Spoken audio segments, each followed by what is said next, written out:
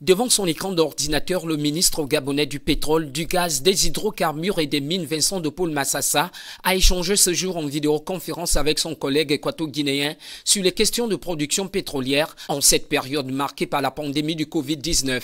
Tous deux membres de l'Association des pays producteurs de pétrole africains et de l'Organisation des pays exportateurs du pétrole, l'échange entre les deux hommes ont essentiellement tourné autour de la décision relative à la réduction de la production dont l'effectivité était fixée dès le 1er mai dernier. Là-dedans, c'était déjà l'effort de communication qui devra être fait,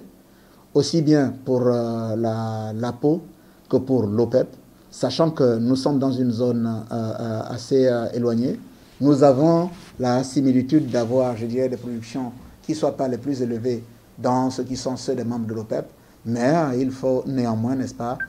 s'assurer que la décision qui a été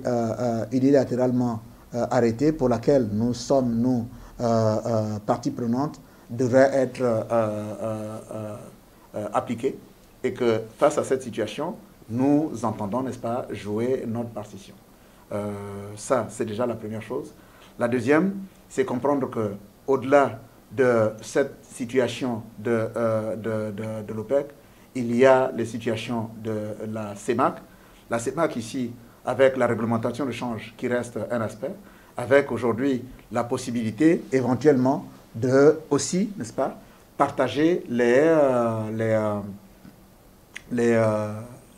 avantages liés notamment à la proximité qui est la nôtre pour, je dirais, l'utilisation en synergie des sociétés de services existantes. De telle sorte que dans cette zone de pandémie où on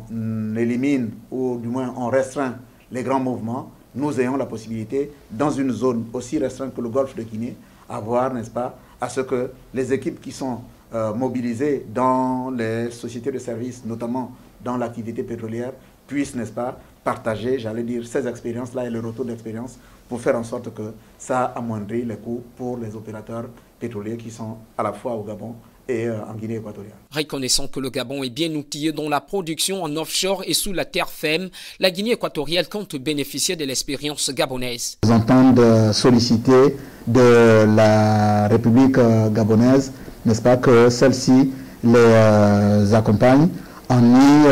acceptant une visite guidée. Donc la Guinée équatoriale se fera fort de faire une demande officielle afin que les techniciens de Guinée équatoriale arrivent au Gabon éventuellement pour que nous partageons avec eux l'expérience qui a été la nôtre, n'est-ce pas, dans le développement du bassin sédimentaire onshore, donc